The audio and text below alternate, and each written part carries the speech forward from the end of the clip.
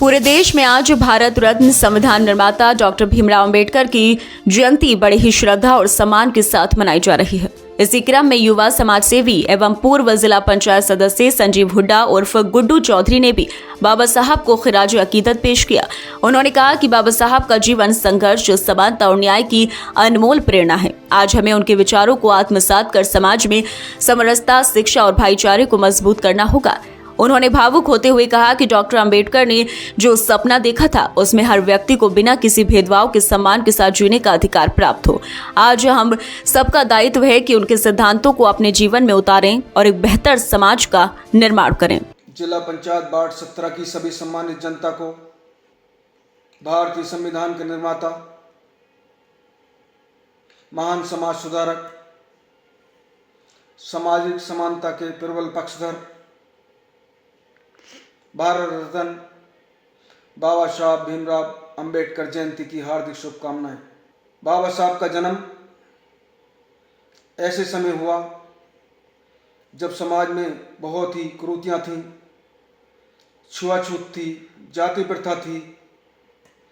बाबा साहब ने बचपन से इन चीज़ों को देखा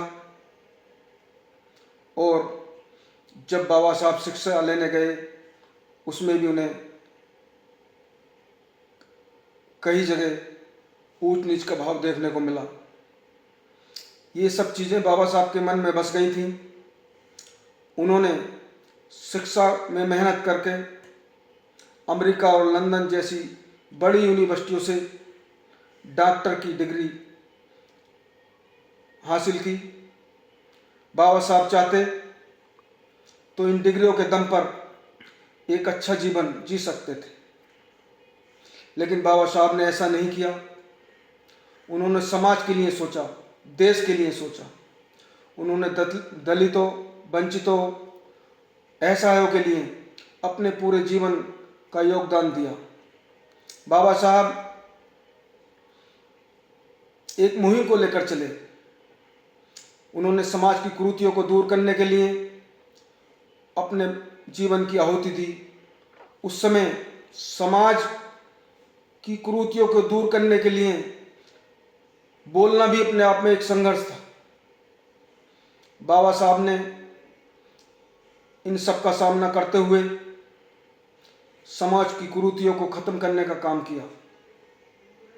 संविधान में ऐसी व्यवस्था दी बाबा साहब ने कि हर पिछली पंक्ति में खड़े हुए व्यक्ति को भी न्याय मिल सके। आज हमें कहीं आने जाने और बोलने की स्वतंत्रता है, तो इसकी आज़ादी हमें बाबा साहब के संविधान ने दी है। और बाबा साहब ने समाज के लिए ही अपना जीवन अर्पण किया है। इसलिए मैं सभी लोगों से कहना चाहूँगा कि बाबा साहब के दिखाए हुए रास्ते पर आगे चलें और देश की उन्नति में अपना योगदान दें। धन्यवाद।